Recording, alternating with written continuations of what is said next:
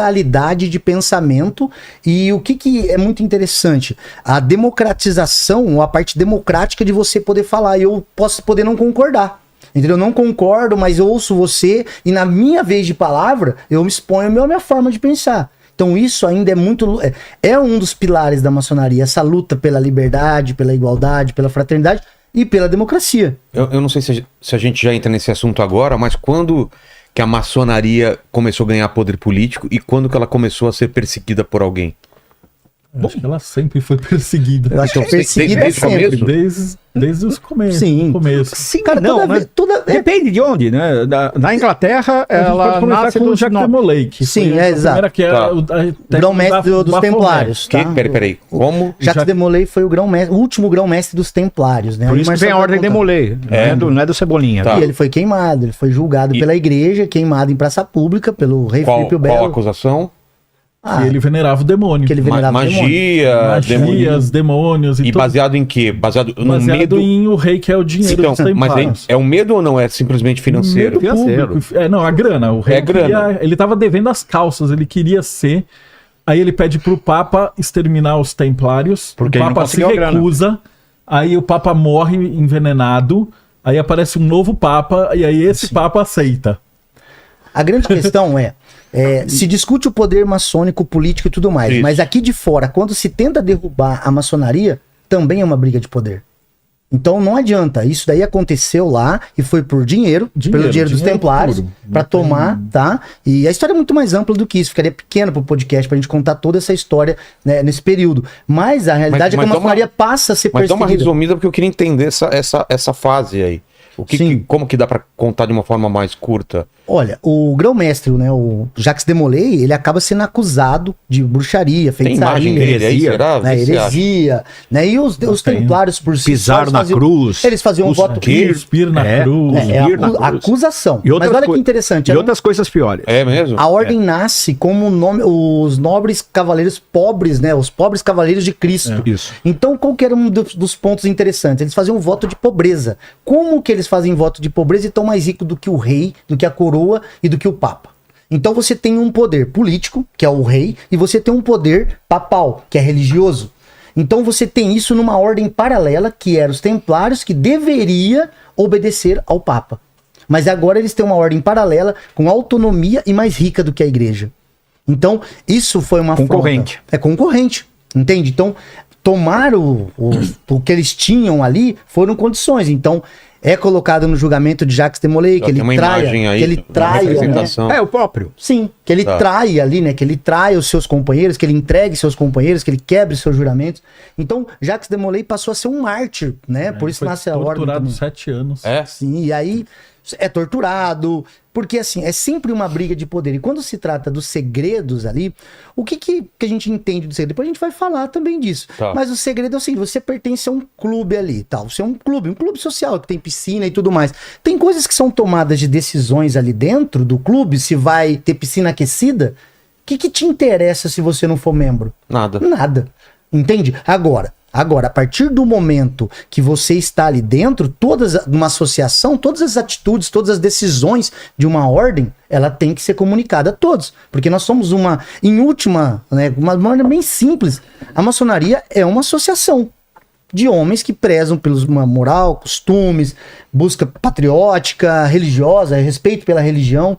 Então é claro que é uma ordem que ficou forte, porque você junta um monte de cara com muitas habilidades, no campo, por exemplo, profissional. E você junta um bando de mentes, né? Filósofos, pensadores, historiadores, antropólogos, arquitetos e pessoas de todos os níveis. E você... Engenheiro, claro. Engenheiro começou. Vocês fundaram, não precisa nem chamar. E aí, você coloca esses caras junto e coloca eles para bater um papo interessante, para discutir um povo. Tem sentido um homem, por ele nascer com uma cor diferente, ele ser um escravo? Cara, eu acho isso um absurdo, acho isso errado. E aí esse grupo se fortalece e luta contra coisas que eles acreditam que não é legal.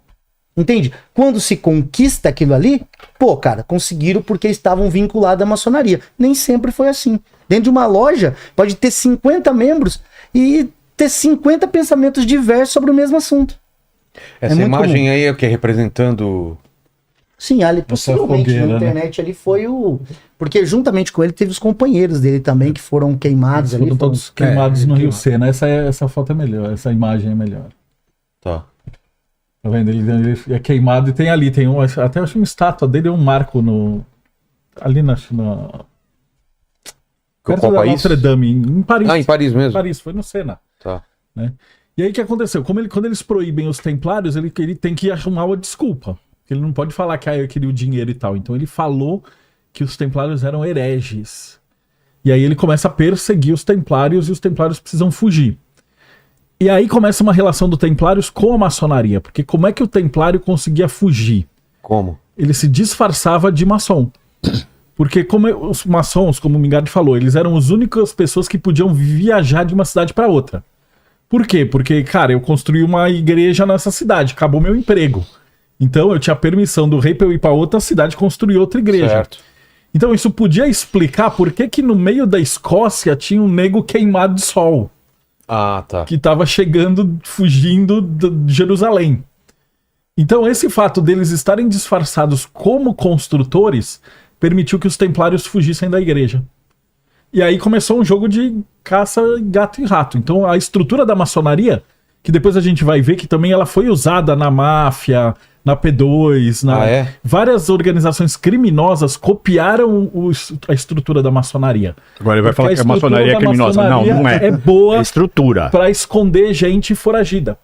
Quem que eles escondiam? Cara, gente que falava que a Terra era redonda, exato, cientista, todo mundo que a igreja perseguia se associava à maçonaria. Então, judeu, muçulmano, luterano, cátaro, sim, pessoal das outras religiões, filósofos. Então, tipo, você brigou com a igreja, os caras que queriam a sua cabeça, os caras fugiam pra maçonaria. E aí a maçonaria fechava ali e já assumia com você e te mandava pra uma outra cidade e tal. Então você tem os landmarks, tem as regras da maçonaria que falam assim, ó, você nunca pode chegar numa cidade sozinho. Então são regras que são de sobrevivência. Naquela época era assim. terrível. Você pega, por exemplo, a pessoa julgava, o mesmo que julgava, ele era o juiz, ele era o promotor. Tá bem era horrível. Na verdade tá acontecendo ainda. Horrível. E por que tinha um outro segredo? Não vamos entrar nisso. Naquela época era terrível. Sim. Aquela época. Hoje em dia, ainda bem não temos mais isso. Segredo nessa época? Já que já não estava mais com tanto construtor aí. Porque nesse momento começou a entrar filósofo, judeu, cabalista, todo tipo, médico. Então, cara, você queria fazer uma anatomia, isso era proibido. Pintor, artista, escultor, cara, você fez uma autópsia, queria falar de esqueleto humano, você era condenado à morte. Música. A música era só sacra. Poeta. A música sacra. Só existia música sacra. Tudo que era fora disso. Não existia música profana. Não existia poeta. E tons de música também não. Existiam certos tons que eram proibidos. Só música sacra. Depois, muito tempo depois, que a música passa a ser cultuada. Qualquer coisa nesse período que incentive, fomenta o livre pensamento não é bem-vindo. Qualquer estado ditatorial, qualquer estado, né, qualquer situação, período do planeta, né, ou até que venha a acontecer, que seja um lugar que não se permita o pensamento livre, inevitavelmente você vai ter perseguição. Claro. Tá? Então, eu até vendo o pessoal do chat aqui comentando uma coisa bem interessante. Esse é o período de 1300 até 1700. Que é quando a maçonaria muda a cara dele. Então, ele deixa de ser uma guilda de pedreiros para ser uma sociedade secreta que junta cientista. Vamos chamar de cientista, mas todo tipo de filósofos, pensadores. Mas o que muda nisso? O que muda na estrutura? A estrutura. Ela não muda, ela não continua com os encontros. Então a gente tem